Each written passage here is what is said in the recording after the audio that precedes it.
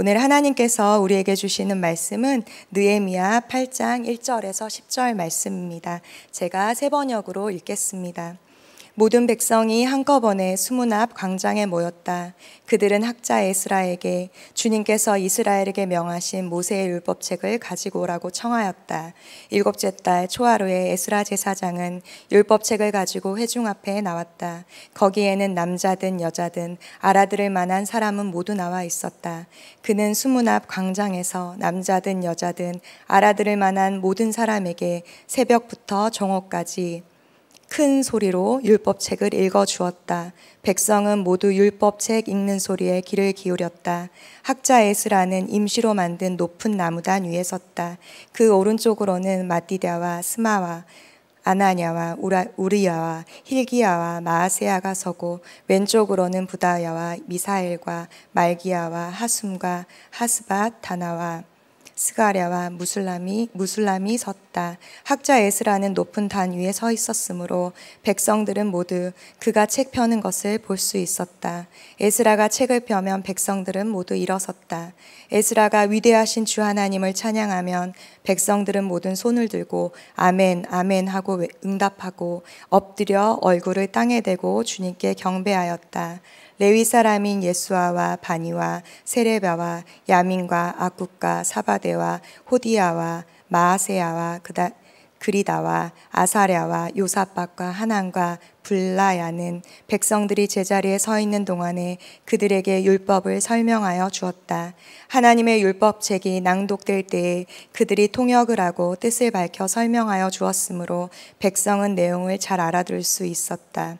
백성은 율법의 말씀을 들으면서 모두 울었다. 그래서 총독 느헤미야와 학자 에스라 제사장과 백성을 가르치는 레위 사람들이 이날은 주 하나님의 거룩한 날이니 슬퍼하지도 말고 울지도 말라고 모든 백성을 타일렀다. 느헤미야는 그들에게 말하였다. 돌아들 가십시오. 살찜 짐승들을 잡아 푸짐하게 차려서 먹고 마시도록 하십시오. 아무것도 차리지 못한 사람들에게는 먹을 몫을 보내주십시오. 오늘은 우리 주님의 거룩한 날입니다. 주님 앞에서 기뻐하면 힘이 생기는 법이니 슬퍼들 하지 마십시오. 아멘. 하나님의 말씀입니다. 계속해서 느헤미야 말씀으로 은혜를 나누고 있습니다. 요즘 코로나로 인해서 여행을 가기가 참 힘이 든데요. 여행 좋아하시나요? 네, 좋아하신다고 이렇게 끄덕끄덕 하시는 것 같은데요. 저도 여행을 좋아합니다. 특별히 제가 갔던 여행지 중에 터키 이스탄불이 굉장히 기억에 남는 도시 중에 하나입니다. 터키 이스탄불에 가서 높은 지대로 올라가면 보스포러스 해협을 이렇게 쫙 볼 수 있습니다. 삼면이 바다로 다 쌓여져 있는 그것을 보면서 너무 멋지다 이런 생각을 하게 됐습니다. 그런데 이 터키 이스탄불이 예전에는 콘스탄티노플이라고 불려졌습니다. 이 콘스탄티노플은 삼면이 바다로 되어 있고 또 성벽이 3m로 넓게 이렇게 두껍게 쌓여져 있어서 콘스탄티노플은 절대 무너지지 않는다라는 이야기가 있었습니다. 그런데 이 콘스탄티노플이 무너지는 사건이 하나 있었습니다. 그것은 오스만 제국이 이 콘스탄티노플을 공격해 왔습니다. 그래서 그 안에서 사람들은 절대 이 성이 무너지지 않으리라 하고 안심하고 있었지만 오스만 제국은 바다를 통해서 성을 이렇게 통과하는 것이 아니라 높은 산을 깎아서 위에서 아래로 내려와서 콘스탄티노플이 함락을 당하였습니다. 결국 콘스탄티노플은 무너지지 않는다는 그 이야기가 무색하게 한 번에 무너졌습니다. 오늘 말씀에 보면 드디어 오늘 말씀에 콘스탄티노플처럼 난공불락 같은 그들의 삶을 지켜줄 것 같은 예루살렘 성벽을 느헤미야와 유다 사람들이 힘을 합쳐서 완성하였습니다. 그러나 그렇게 지은 예루살렘 성벽이 과연 그들의 인생을 지켜줄 수 있을까요? 예루살렘 성벽 재건을 방해하는 온갖 난간을 이겨내고 52일 만에 마침내 성벽 재건이 완성되었습니다. 느헤미야는 성벽 재건을 마치고 사람들을 세워서 레위 지파 사람들과 하나니야와 또 하나냐와 등과 같은 사람들에게 성벽을 잘 지킬 것을 당부합니다. 이제는 모든 것이 끝난 것처럼 보입니다. 미션 완수, 이제 다 끝난 것처럼 보여요. 많은 방해와 수모 끝에 드디어 성벽 재건이 완성이 된 것입니다. 그리고 고대하고 기다리던 그 날이 왔습니다. 성벽 재건이 된 날을 보니 주석서에 보니 6월 25일쯤으로 예상을 하더라고요. 그리고 그들은 각자 집으로 돌아갑니다. 성벽 재건이 끝나고 미션 완수를 하고 집으로 돌아가는 그들의 마음이 어땠을까요? 시원하고 또 엄청 기분이 좋은 그러한 홀가분한 마음으로 돌아갔을 것입니다. 그러나 그들은 집으로 돌아가 무엇인가 허전함과 헛헛함을 느낍니다. 그래서 일주일도 되지 않은 7월 1일, 일주일이 되지도 않은 그 시간에 모두가 예루살렘으로 다시 돌아옵니다. 52일 동안 가족을 챙기지도 못하였고 또 여러 가지 개인사가 있을 것이고 또 여러 공사로 인해서 심신이 피곤한 상태였지만 그들은 그 모든 것을 내려놓고 다시 성벽을 쌓았던 예루살렘으로 다시 돌아옵니다. 오늘 1절 말씀입니다. 모든 백성이 한꺼번에 수문 앞 광장에 모였다. 그들은 학자 에스라에게 주님께서 이스라엘에게 명하신 모세의 율법책을 가지고 오라고 청하였다. 1절에 보면 몇 명이 온 것이 아니라 모든 백성이 다시 수문 앞 광장에 모였다고 말씀하고 있습니다. 그들이 원했던 것은 무엇입니까? 오늘 읽었듯이 학자 에스라에게 주님께서 이스라엘에게 명하신 말씀을 들려달라고 요청하는 것입니다. 그들은 52일 동안 가정을 뒤로하고 모든 개인사를 뒤로하고 성벽 재건을 하고 드디어 완성이 되어 집으로 돌아갔지만 집으로 돌아가서 보니 절대 그것이 그들의 삶을 안전하게 보호할 수 없다는 것을 깨달았기 때문입니다. 그래서 그들은 수문 앞 광장에 다시 모였습니다. 그들은 학자이면서 제사장인 에스라에게 요청합니다.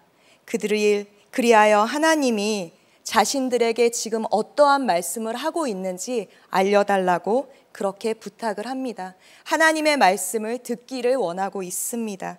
그들의 인생의 성벽을 다시 말씀으로 쌓기를 원하는 것입니다. 수문은 정결과 소생을 의미하는 문이었습니다.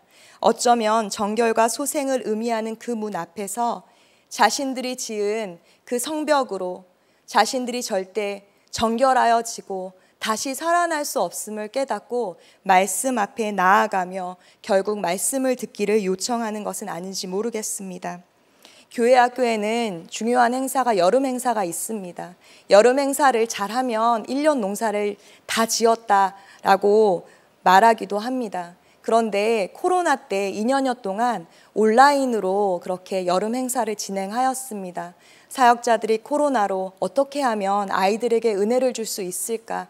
이 중요한 때에 아이들을 어떻게 하면 양육할 수 있을까 하면서 기도함으로 온라인으로 진행을 하였습니다. 어떻게 하면 우리가 눈에 보이지 않는 이 아이들이 온라인으로 예배하고 은혜를 받을 수 있을까 고민하고 걱정하였습니다.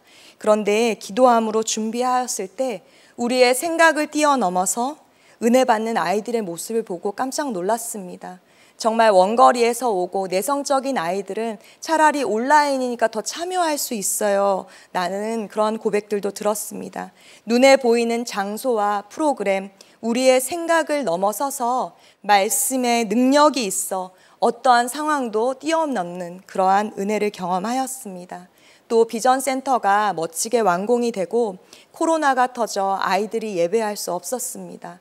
많은 교회에서 비전센터를 견학오고 너무 멋있게 지었다라고 말씀하였지만 제 안에서는 어서 아이들이 와서 예배했으면 좋겠다, 이곳에 뛰어다니면 좋겠다라는 마음이 있었습니다. 건물은 지었지만 아이들이 없기 때문에 헛헛한 마음이 있었습니다. 그런데 2개월 전에 아이들이 다시 어린이국 예배가 재개되면서 아이들이 와서 장난치고 뛰어놀고 예배할 때 제 마음 가운데 뭉클한 마음이 있었습니다.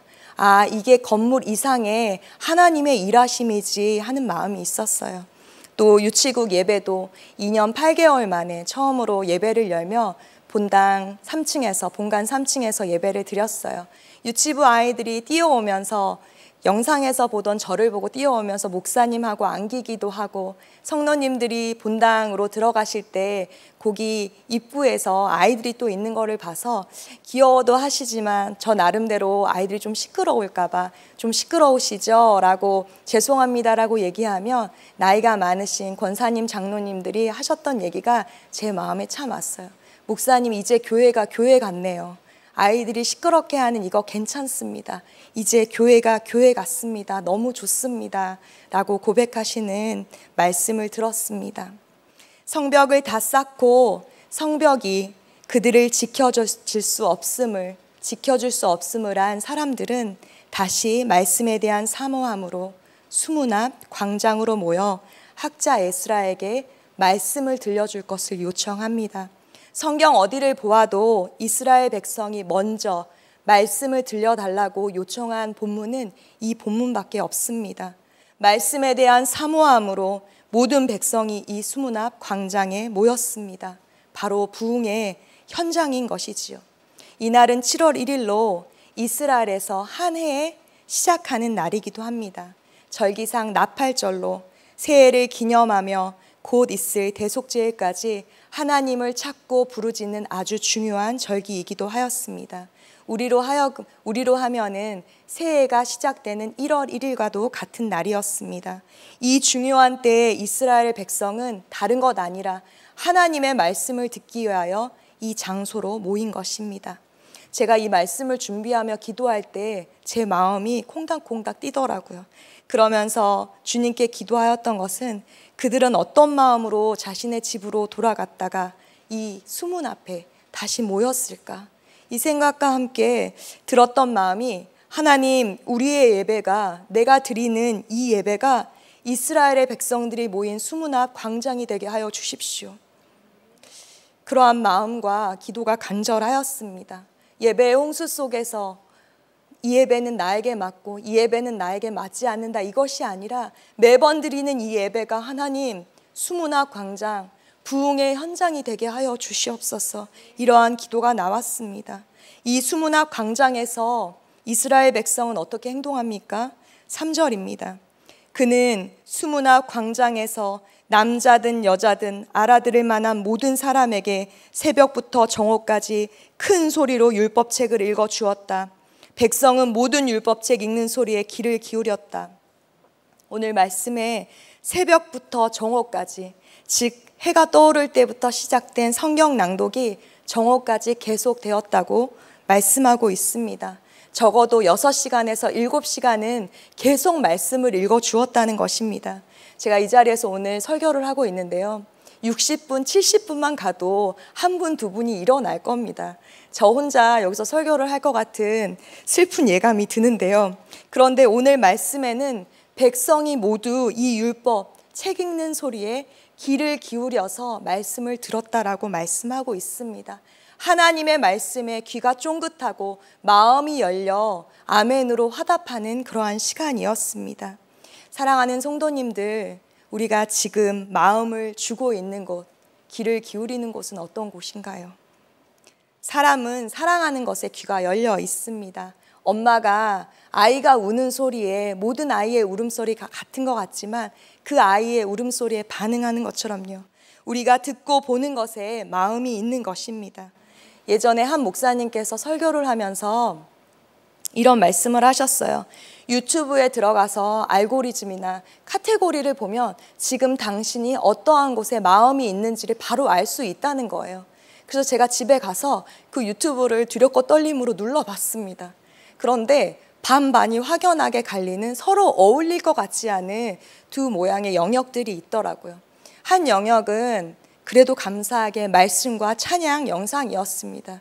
그런데 부끄럽지만 또 한 영역은 제가 범죄 심리학이나 사건 의뢰 이런 것을 좋아합니다. 한 반은 그러한 부분이 있는 것입니다. 그래서 제가 신앙을 다시 한번 점검하고 하나님, 다시 한번 말씀 앞에, 기도 앞에 나아가겠습니다 하는 그러한 회개의 시간들을 보내기도 했습니다. 여러분, 하나님을 사랑한다면 하나님의 말씀에 마음을 둡니다. 그리고 에스라가 말씀을 펼치자 어떠한 일이 일어납니까? 이스라엘 백성들이 일제히 일어나 말씀을 받습니다. 그리고 말씀이 읽혀질 때 백성들이 손을 들고 아멘, 아멘으로 화답합니다. 얼굴을 땅에 대고 주님께 경배합니다. 누가 하라고 한다고 이렇게 하지 않습니다. 하나님의 말씀이 그들에게 전해지고 그 마음에 전해지자 이들은 누구라고 할 것 없이 일어나 말씀을 받고 아멘으로 화답하며 얼굴을 땅에 대고 주님을 경배함으로 나아갑니다. 제가 처음 예수님을 만났을 때가 중학교 2학년 수련회였습니다. 저희 교회는 보수적이고 또 아이들이 몇이 없어서 수련회가 없어 다른 교회 수련회를 쫓아갔습니다. 모르는 사람들 사이에서 손을 들고 찬양하기도 힘들고 아멘으로 화답하기도 힘들고 방언을 하라고 하는데 방언을 하는 것조차 너무 어색하였습니다. 너무 쑥스러웠습니다. 아는 사람이 있다고 해도 워낙에 보수적인 교회에서 자랐기 때문에 그것이 적응이 되지 않았습니다. 설교 듣기도 소리내어 기도하기도 찬양하기도 너무나 힘들었습니다. 중간에 포기하고 내려올까 하는 생각도 들었습니다. 그런데 끝까지 한번 가보자라는 생각으로 마지막 날 밤이 되었습니다. 그때 그 수련회에 담당하였던 목사님께서 하셨던 얘기가 오늘 예수님을 만나지 않으면 자지도 말고 밥도 먹지 말라고 하는 것입니다. 그래서 제가 그래, 이날 밤에 다 만나는 하나님 나도 좀 만나고 가자. 내 인생의 변화가 필요하다. 중2 때 그런 생각을 했습니다. 그리고 교회에 그렇게 장의자에 앉아서 기도하다가 겨울 수련회였는데 그 아이의 마음으로 장의자에 기도하는 것보다 겨울이니 추워도 시멘트 바닥에 내려와서 기도하면 주님이 조금 더 안쓰러워서 빨리 만나주지 않을까 하는 마음으로 시멘트에 내려와 무릎을 꿇었습니다. 그리고 하나님 감사해요에서 시작되던 기도가 아니라 하나님 왜 저는 만나주시지 않아요? 그것부터 시작했던 기도가 어렸을 때 힘들었던 그러한 쓴뿌리들이 다 토해져 나오는 것이었습니다. 기도를 하면서도 제가 그렇게 하나님께 불평불만이 많은 아이인 줄 몰랐습니다. 모태신앙이어서 헌금 주면 교회 가고 교회에서 잘한다 그렇게 신앙생활 하였는데 제 마음 가운데 불평이 가득하더라고요. 저희 아버지가 어렸을 때 빨리 돌아가셨는데 교회 일을 하다가 돌아가셨습니다. 그래서 그것도 불만이 되어 하나님께 삿대질을 하며 그렇게 울며 불며 기도를 하였습니다. 그렇게 조용히 토해낼 것을 다 토해내고 주님께 기도하였는데 그때 주님이 저에게 한마디를 하셨습니다. 사랑한다, 고맙다 이러한 말씀이 아니라 네 마디였습니다. 미안하다. 그날 제가 인격적으로 하나님을 만났습니다. 그렇게 하나님을 만나고 나니 미안하긴 뭐가 미안해요. 제가 죄송해요 라며 주님은 제 삶의 전부세요. 주님 오늘부터 제가 주님을 위해 살겠습니다 하고 주님의 말씀에 아멘으로 화답하고 누가 시키지 않고 남의 교회여서 쑥스러웠지만 바닥에 코를 대고 엉엉 울었습니다. 그리고 손을 높이 들고 하나님을 경배하지 않을 수 없었습니다. 그리고 하나님은 내 삶의 왕이십니다. 구주십니다. 하나님 나를 인도해 주세요 하는 고백으로 몇 시간을 땅에 코를 박고 그렇게 울며 기도했는지 모릅니다. 이렇게 은혜를 받으면 누가 시키지 않아도 나의 몸을 낮춰서 주님 앞에 나아가는 것입니다. 그리고 아멘 아멘의 뜻은 다 아시겠지만 하나님 내 삶을 나의 힘으로 살아가는 것이 아니라 하나님 앞에 항복합니다. 하나님 내 삶을 인도하여 주십시오. 이렇게 고백하는 것입니다. 제가 믿음이 흔들리려고 할 때마다 생각나는 한 친구가 있습니다. 바로 김국석이라는 친구입니다. 이 친구는 제가 북경에서 유학을 할 때 전도사로 왔습니다. 평소에는 내성적인 성격인데 찬양을 하면 정말 사자의 울음소리처럼 크게 찬양을 하고 또 기도할 때도 그렇고 기도할 때면 저기 예배 구석에 가서 예배자리 구석에서 땅에 코를 대고 정말 하나님께 울부짖으며 기도를 하였습니다. 나이가 같아 친구가 되고 그 친구의 삶을 들었을 때 가족 모두가 믿지 않는다는 거예요. 그래서 제가 가족 구원을 위해서 저렇게 눈물로 기도하나 보다 하고 그 친구의 그 기도들이 이해가 됐습니다. 그런데 기도를 가만히 들어보면 하나님 찬양합니다. 하나님 내 삶의 전부이십니다. 이렇게 찬양하는 그 고백만 계속 들리는 거예요. 그렇게 북경에서 신앙생활을 하다가 제가 아는 동생과 결혼을 하여 선교사로 나아가겠다고 YM에서 하는 DTS 훈련을 받았습니다. 그리고 SBS 성경 말씀 공부를 하고 이제 선교지에 나가기 위해서 건강검진을 하였습니다. 그런데 선교로 나아가기 위해 건강검진을 했는데 검사를 해보니 위암 4기였습니다. 작은 암세포가 떼어낼 수 없을 정도로 작은 암세포가 수없이 몸에 많이 퍼져 있어서 수술을 할 수 없다고 하였습니다. 의사 선생님이 이 정도면 고통이 참기가 굉장히 힘들었을 텐데 어떻게 견디셨습니까? 라고 이 친구에게 물어보자 이 친구가 아프기는 했지만 견딜만 했습니다. 말씀을 공부하는 그 순간이 너무나 기뻤습니다. 아프다고 병원에 가면 그 말씀을 공부할 수 없기 때문에 그 시간을 견뎌냈습니다. 라고 말하였습니다. 고대 안암병원에서 6개월밖에 살지 못하던 그 친구가 계속해서 환자들과 보호자들에게, 암 환자들에게 예수님의 말씀을 전했습니다. 그리고 많은 사람들이 예수님을 구주로 영접하는 은혜의 역사가 일어났습니다. 제가 매일 가서 그 친구를 간병도 해주고 위로도 해주었습니다. 어떤 날은 말씀을 전하고 와서 힘이 너무 들어서 영접기도는 네가 좀 가서 해라 해서 제가 돌아가서 영접기도도 몇 번 또 섬겼습니다. 고통이 너무 심해서 약을 먹고 혼미한 상태에서도 이 친구가 늘 하던 고백이 있었어요. 예수님 사랑합니다. 예수님 감사합니다.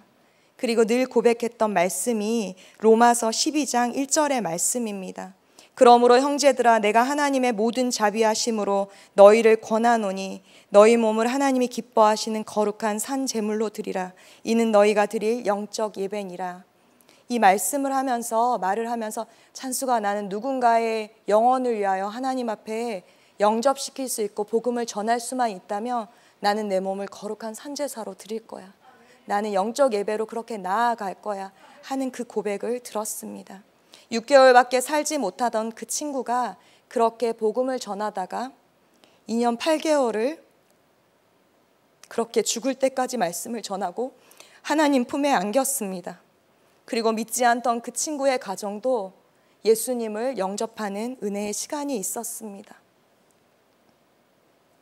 그리고 그 친구의 가정에서도 계속해서 형이 나가서 예수님을 전하는 그러한 역사가 있었습니다.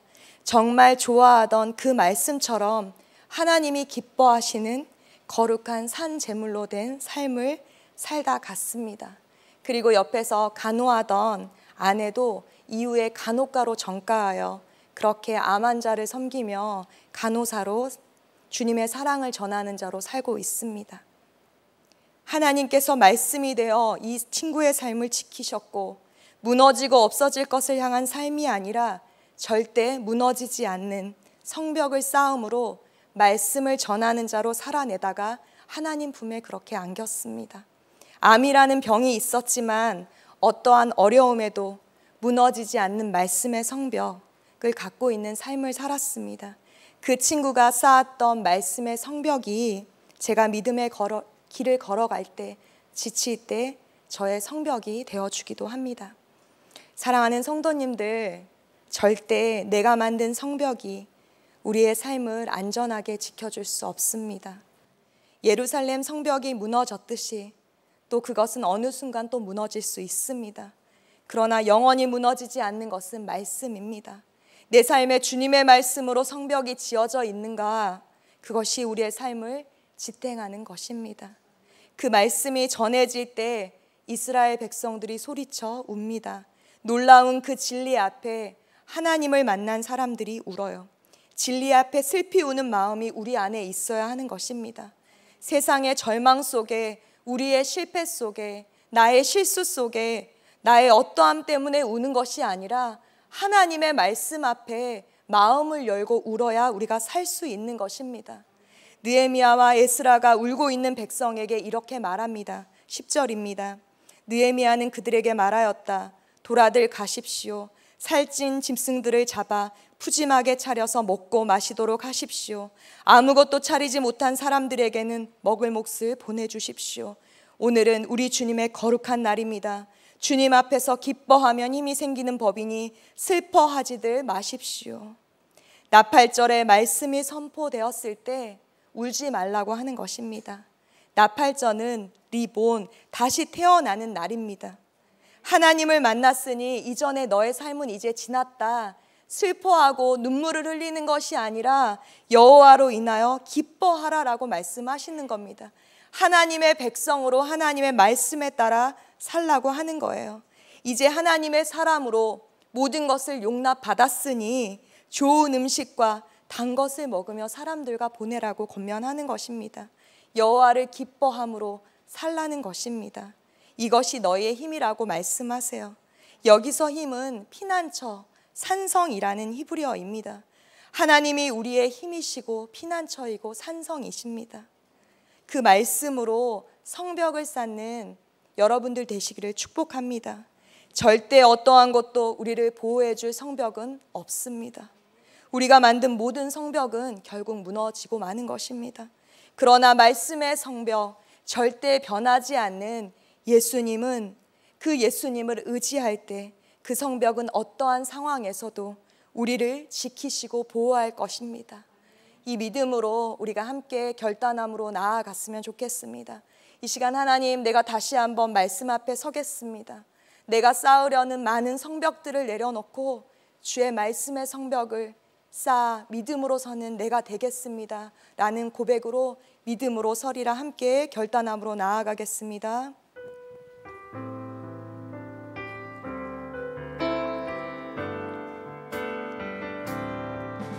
이곳에 임하신 하나님 나라, 가난한 마음으로 바라보리라. 먼저 그 나라 그 뜻 구하며 나의 삶 드리니. 주님이 맡기신 하나님 나라, 믿음의 눈으로 바라보리라. 하늘의 뜻이 이 땅 가운데 완성될 그날까지 믿음 다여 그 위에 서리라. 하나님의 나라는 무너지지 않으리. 믿음 다여 그 나라 세워가리라. 주님 곧 오실 때 믿음 다하여 그 위에 서리라. 하나님의 나라는 무너지지 않으리. 믿음 다하여 그 나라 세워가리라. 주님 곧 오실 때까지. 이 시간 우리가 말씀에 의지하여 함께 두 번에 걸쳐 기도하기 원합니다. 첫 번째로 기도할 때 하나님, 내가 의지하는 모든 것을 내려놓고 기도하며 주님을 바랄 때 우리의 삶의 모든 장소가 수문 앞 광장이 되게 하여 주시옵소서. 말씀을 사모함으로 모든 상황과 환경을 해석하게 하시고 부흥을 맛보아 알게 하여 주시옵소서. 이 시간 주님의 이름 한번 부르시고 함께 기도하시겠습니다. 주여, 사랑하는 하나님 아버지, 이 시간 말씀에 의지하여 기도합니다. 사랑하는 하나님, 이 시간 내가 의지하고 내가 쌓았던 성벽들을 주님 앞에 내려놓습니다. 하나님, 내려놓습니다. 하나님, 내가 쌓은 성벽은 결국 결국 하나님 앞에 하나님 무너지는 것을 하나님 내가 이 시간 고백합니다. 절대 무너지지 않을 성벽, 그 성벽을 위하여 하나님 앞에 나아가게 하여 주시옵소서. 말씀이 생명이 되어 하나님 이 시간 이 공간 가운데 임하게 하여 주시옵소서. 말씀을 사모하여 다시 한번 말씀 앞에 나아갈 때 이곳이 수문학 광장이 되게 하여 주시옵소서. 하나님 말씀을 사모함으로 모든 상황과 환경을 해석하게 하시고 하나님의 부흥의 때를 맞게 하여 주시옵소서. 부흥이 오게 하여 주시옵소서. 이곳이 부흥의 자리가 되게 하여 주시옵소서. 주님 임하여 주시옵소서. 주여 주님 도와주시옵소서. 두 번째로 기도하고 자유롭게 주님 앞에 기도함으로 나아가시면 되겠습니다. 두 번째로 기도할 때 느헤미야 8장 10절의 말씀입니다. 이날은 우리 주의 성일이니 근심하지 말라. 여호와로 인하여 기뻐하는 것이 너희의 힘이니라. 아멘. 주님, 우리의 힘 되시는 주님만 의지합니다. 우리가 쌓는 인생의 성벽을 의지하는 것 아니라 말씀의 성벽, 변하지 않으시는 예수님만 의지하는 삶이 되게 하여 주시옵소서. 이 시간 주님의 이름 한번 부르시고 함께 기도하시겠습니다. 주여, 사랑하는 하나님 아버지, 여호와를 기뻐하는 것이 우리의 힘입니다. 여호와를 기뻐하는 것이 나의 힘입니다. 사랑하는 하나님, 내가 의지하고 내가 붙잡았던 모든 것들을 내려놓습니다. 하나님 앞에 나아갑니다. 주님만 의지합니다. 나의 힘 되신 주님만 의지합니다. 우리가 쌓는 인생의 성벽을 의지하는 것 아니라 살아계신 하나님 말씀의 성벽만을 의지합니다. 이 시간 주의 말씀으로 임하여 주시옵소서. 이 시간 주의 은혜로 임하여 주시옵소서. 사랑하는 하나님, 이 시간 주의 은혜가 우리 안에 충만하게 하여 주시옵소서. 모든 환경과 상황이 말씀으로 해석되어지게 하시고 기뻐하라 이것이 너의 힘이라고 말씀하신 주의 말씀에 기뻐하기로 결정하는 하나님의 시간이 되게 하여 주시옵소서. 말씀의 부흥을 맛보게 하시고 기도의 부흥을 맛보게 하시고 주의 은혜를 맛보게 하여 주시옵소서. 사랑하는 하나님, 이 저녁 하나님 우리에게 말씀하여 주시옵소서. 우리 안에 성령으로 충만하게 하시고 부흥의 하나님 은혜를 경험하게 하여 주시옵소서. 예, 하나님 임하여 주시옵소서. 예, 하나님 임하여 주시옵소서. 주님 아버지 아버지 아버지